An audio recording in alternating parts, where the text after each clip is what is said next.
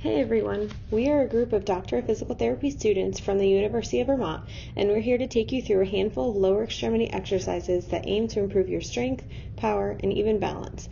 In this video, we provide 10 recommended exercises with a video and written description, as well as a way to both increase and decrease the difficulty of that exercise. Because the primary focus is on strength, it is recommended to perform any combination of these exercises, 8 to 12 reps for beginners and 6 to 8 reps for more advanced individuals. Complete 1 to 3 sets on 2 non-consecutive days to allow for muscle recovery. If you're unsure of how many to complete, a good rule of thumb is to complete reps with an appropriate and safe form until feeling muscle fatigue. Please reach out to your providing physical therapist for any additional questions about form or intensity recommendations or specific programming needs. In the description box below, you'll find the names and orders of all of the exercises, so feel free to jump ahead if you're looking for something specific.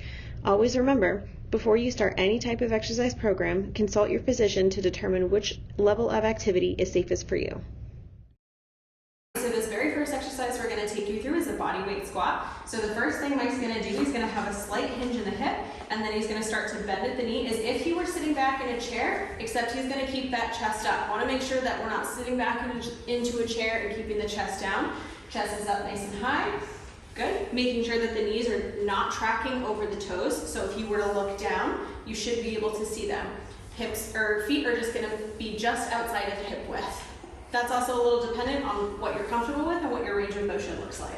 So if the body weight squat is a little bit too much, we can do a sit to stand to an elevated surface. So you'll notice her chair is against something nice and stationary, so it's not going to move. Keep it nice and safe. She's going to do the exact same thing as Mike, keep her form the same, except she's just going to touch her bottom to the elevated surface and then squeeze her bottom and drive up to the top of the motion. If we want something that's a little bit more challenging, we can do a tempo squat. So everything stays the same, but she's going to lower at about 1, 2, 3, 4, and then drive on up. You can also add a weight to this if that's not enough. So 1, 2, 3, good. So the next exercise we're going to take you through is a deadlift with Mike here. So the first thing he's going to do, he's going to have his feet just outside his hip width. He's going to have a slight bend in the knee. He's going to start by sending his hips back. We're going to do a little hinge. Good, he's going to keep his back nice and flat as you see. Fingertips come to just about mid-shin, and then he's going to come back up. Good, chest up, back flat. Now if you don't have full range of motion, we're going to come over to Elizabeth, who's going to do the same thing. Form stays exactly the same. She's going to go fingertips just to knees. So we're just going to decrease that range of motion just a little bit.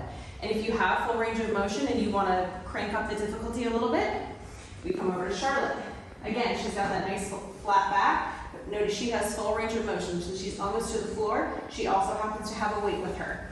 So if you have full range of motion, go for it. So the next exercise is what we call a step up. So Mike is going to start with his right foot, full foot on the step.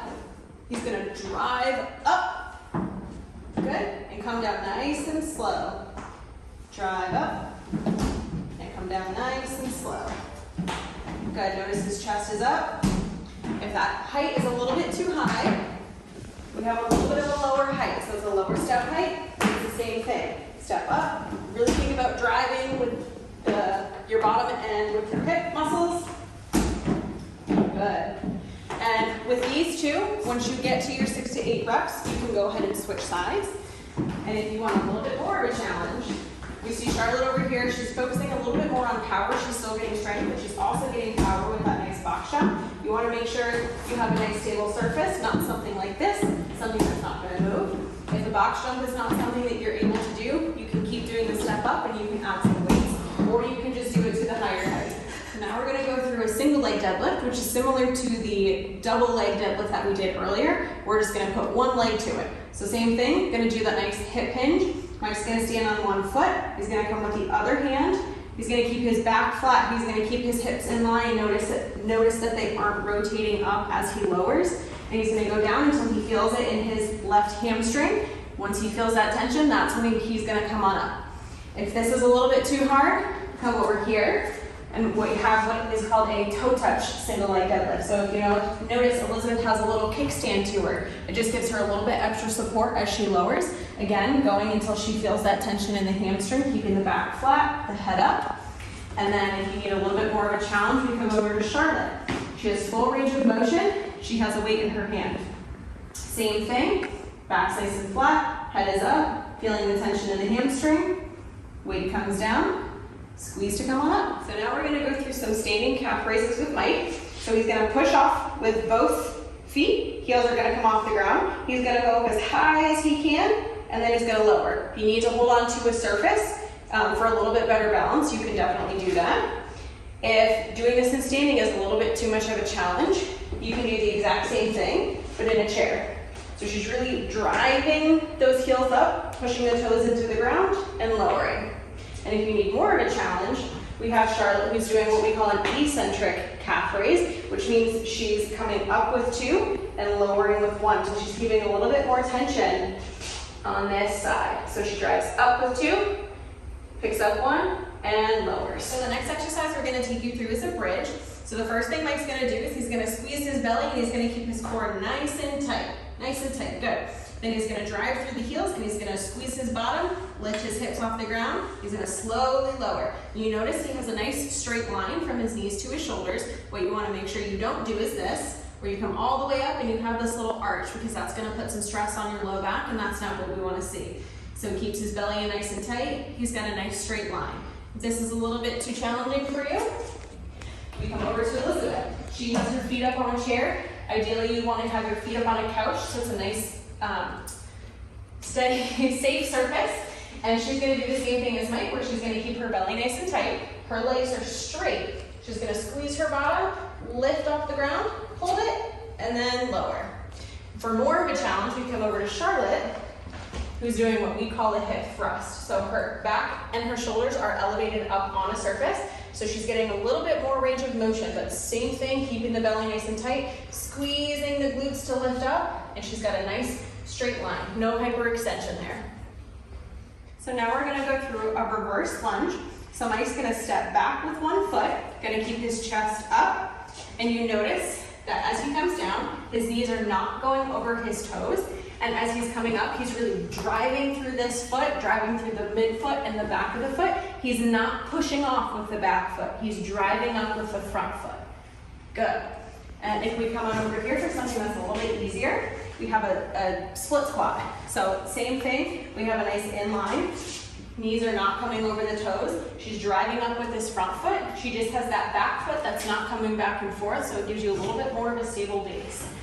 And Charlotte over here is doing some rear foot elevated split squats. So she's got that back foot up, gives her a little bit more depth, a little bit more range of motion, a little bit more muscle work. But same thing, knees aren't tracking over the toes, driving up with this heel. All right, so now we're gonna do an exercise that incorporates both strength and a little bit of power. We're gonna do a jump squat. So just as we did the body weight squat before, Mike's gonna keep that form exactly the same, but as he drives up to the bottom of his squat, he's gonna push, and he's gonna come off the ground just a little bit. Good. Drive up, and drive up. And if we come over here, if that's a little bit too much, we can do what Elizabeth is doing, where she's doing her squat, and she's coming up into a calf raise. So she's getting that same power, that same motion, but she doesn't have to come off the ground. And if you want more of a challenge, you can come over and do what Charlotte's doing, which is a burpee. So she's coming down, feet go out into a tall plank, up and jump. All right, so now we're gonna do some lateral stepping, which is really gonna help strengthen those glute muscles. So Mike has a band just above the knee. He's gonna take a little bit of a squat, slight bend in the knee. He's gonna use the band to push out, and he's gonna take a few steps each direction. Good, notice that as he steps, the knees are not coming in, they're staying out, facing forward at least, driving into that band. If the band is too much, you come over to Elizabeth, who's doing the exact same motion, just no band. But notice, the knees are still staying forward. They're not coming in as she steps. She's driving them out, really working those hips. And if you need more of a challenge, we can come over to what Charlotte's doing. She has the band around the ankle. That just creates a little bit more tension on the hips, so it's a little bit more challenging. But same thing, taking somewhat small steps, not too big of a step, just so that the knees don't come in. Stay driving out, facing forward. The next exercise we're gonna do is a curtsy lunge. So Mike's gonna come back with 1 foot, just as if he was going to curtsy. He's gonna come back far enough, back and across his body, making sure that his knees, again, are not tracking over his toes. That's a little patient dependent, and it's a little dependent on how you feel also. But he's gonna come down, and again, driving with this left foot as he comes up, not pushing off with the back foot. And if that's too much of a challenge, you do that exact same thing. We just give some upper extremity support. So again, it's on a counter or a chair that's not gonna move, nice and supported, but it's the exact same motion. Coming, stepping out and across, driving up with that front leg. And if you want more of a challenge, we come over to Charlotte, who's doing what we call a skier. So it's that same motion, but instead of coming up and pausing in the middle, she's just going back and forth for each side.